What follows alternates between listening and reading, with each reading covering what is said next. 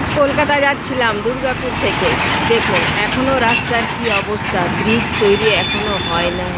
কত গাড়ি ঘোড়া চলছে এই সব দিক থেকে, কি জানি কতদিনে হবে, কন্টিনিউ হয়ে যাচ্ছে। আপনাদের সাথে শেয়ার করলাম, এই অসুবিধা ফিল আপনাদেরকেও করতে হয়। আমরা গর্ব করি সব সময় 6 লেনের উপর দিয়ে যাচ্ছি। দেখুন কবে যে হবে গর্ব জানি না।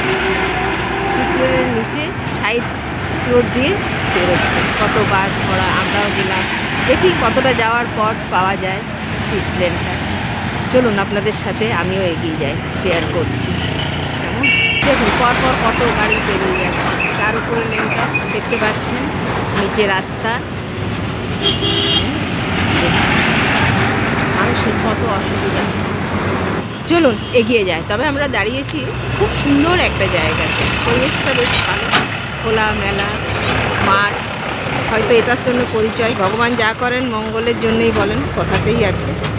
নীল দেখতে পাচ্ছেন, সবুজ গাছ, তাই দাঁড়ালাম। টেস্টটাও পেয়েছিল, জল খেলাম। এবার চলুন আপনাদের সাথে যাই হাইওয়ে পর্যন্ত। 6 লেনের পাশ দিয়ে যায়, দেখি কতক্ষণ যেতে হয়। হ্যাঁ, আপনারাও সঙ্গে থাকুন। তবে কি একটা সুবিধা, আপনার 6 লেনের সাইড রোড দিয়ে গেলেও টোয়ে রয়েছে, একমুখেই গাড়ি যাচ্ছে, তাই না? আর কিছুটা যেতে হবে, দেখতেই পাচ্ছেন সামনে। অনেকটা রাস্তায় ঠিক হয়ে গেছে, আর কিছুদিন লাগবে হয়তো। অপেক্ষায় জীবন, অপেক্ষা করা যাক, দেখা যাক কতদিনে হয়। এই আর কি। দেখুন চলে এলাম। বাঁদিকে দেখুন 6 লেন হচ্ছে, এখনো মাটি পড়ে আছে, এখন বেশ কিছুদিন দেরি বোঝাই যাচ্ছে। আর আমরা চলেছি 4 লেনের ওপর।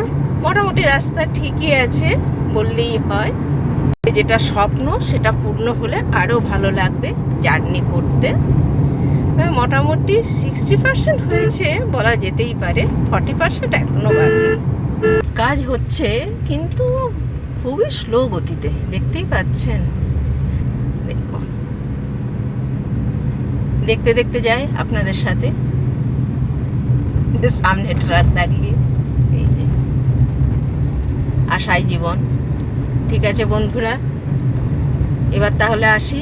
বাই, ভালো থাকবেন সকলে।